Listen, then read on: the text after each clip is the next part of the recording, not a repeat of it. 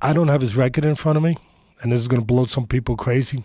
Let's just say it's 50-6. All right, we'll say 5. 50-5, but whatever. I would say he's 0-5. Two things I will completely ignore.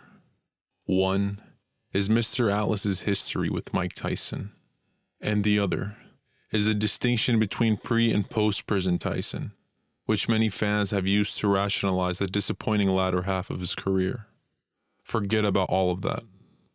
Let's just take Teddy's words at face value and assess them using nothing more than Tyson's body of work. To be sure, Teddy does have a good point overall. He distinguishes between Tyson the boxer and Tyson the fighter, clarifying that Tyson was an unprecedented boxing talent, and that when he says Tyson was not a great fighter, he is not referring to pure boxing abilities, but rather the more intangible, non-technical qualities of a fighter. Tyson's talent was so great. His physical ability, his talent was so overwhelming, but his talent was so superior that the other stuff never got tested. He was blowing guys out, and it never got tested if there was anything in the warehouse, so to speak. The distinguishing point between combat sports and other sports is that when fighters are tested, they are essentially experiencing death. Isaiah Thomas scoring 25 points in a quarter on a sprained ankle is remembered as a heroic performance, but nobody was trying to punch Isaiah's face in or snap his arm in half. In this regard, there's a clear difference between basketball and MMA. It doesn't matter if these fights are a sporting competition, within the framework of a set of rules, with the referee present to prevent serious damage to the fighters. The feeling of death in a fight is visceral rather than intellectual, so none of this matters. Thus, combat athletes need to overcome the fear of death in order to reach the highest levels of success. And to Teddy's point, in Mike's biggest fights, where he was tested the most, he did disappoint. Maybe it was because he would become disheartened, or maybe he had trouble adapting his game plan to overcome an intelligent opponent. In any case, it is hard to dispute this point. However, Teddy says in absolute terms that Tyson is 0-6, implying that his 6 losses were his only boxing matches that could truly be considered fights. To me, a fight is not a fight until there's resistance, until there's something to overcome. Otherwise, it's just an athletic venture. It's an exhibition. 5 times, whatever the real record is, 5 times there was resistance. 5 times it became a real fight. 5 times there was something to overcome. And he failed all 5 times. He was only in 5 fights in his life, and he's 0-5. This simply is not true. I mean, factually, it isn't true. There are actually a few guys who were able to take a beating from Kid Dynamite and fight on. 5 of Tyson's fights went the distance, and he won all of them by unanimous decision. First to James Tillis and Mitch Green in 1986, and then to James Smith and Tony Tucker in 1987. But of course, just because these fights went the distance does not mean they were competitive, and indeed, none of them were. Tillis was trying to keep Mike at the end of his jab and clinched every time Mike started to chain a few punches together.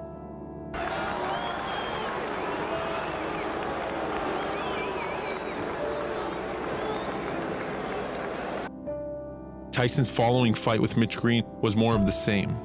James Bonecrusher Smith was perhaps the most egregious with the hugging and holding, seemingly not even interested in engaging with Tyson until the closing seconds of the bout. Now, the Tony Tucker fight is an interesting one. It was evident from the very beginning that Tucker was a game fighter. He certainly offered resistance. A fight is not a fight until there's resistance. But in the end, he was outgunned. All 4 of these guys were determined to go the distance, and some even tried to win. But they clearly were not the same class of talent as Kid Dynamite. It's the 5th and final of Tyson's decision victories that really throws a wrench into Teddy Atlas's theory. On June 28, 1991, Tyson squared off against Donovan Razor Ruddock in a rematch of their first fight, which ended in a somewhat controversial stoppage victory for Tyson. The second fight, however, had no such controversial outcome.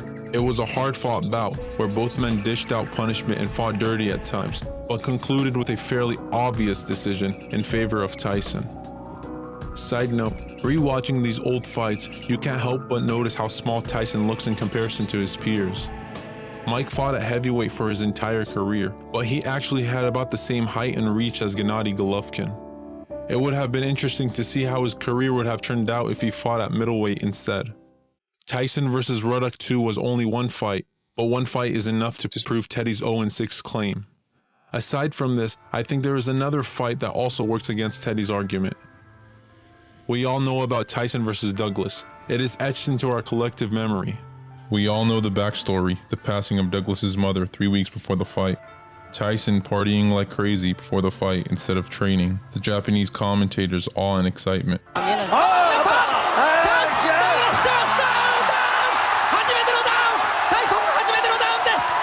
A barely conscious Tyson struggling to find his mouthpiece. It was one of the most memorable moments in sporting history. But Tyson argues that he won that fight. And he has a good point. But to be honest, I actually knocked Buster Douglas out in the 8th round. It was a 13-second count. You see for yourself. Check it out. Oh, 1, 2, 3. See the guy in the white gloves? 4, 5, 6, 7, 8, 9, 10, 11, 12, 13. Unlucky number. In any case, the Douglas fight was the first moment in his career where he even looked human. And he didn't cower away from the challenge at all. Lacking his signature head movement and defense, Tyson was very hittable and took powerful shots to the head throughout the night. But Tyson still fought on, scoring that 8th round knockdown, which probably should have earned him a knockout victory. Tyson himself even considers this the best performance of his career. And his career was a very polarizing one, with some fans marveling at his power, head movement, and defense, while others remain unimpressed by his resume. But any discussion has to be grounded in facts. Tyson perhaps did not possess the heart of the likes of Jake LaMotta or Joe Frazier, but to accomplish what he accomplished took something more than what most people possess. And by Teddy Atlas's own definition of what constitutes a fight, Iron Mike was certainly not winless.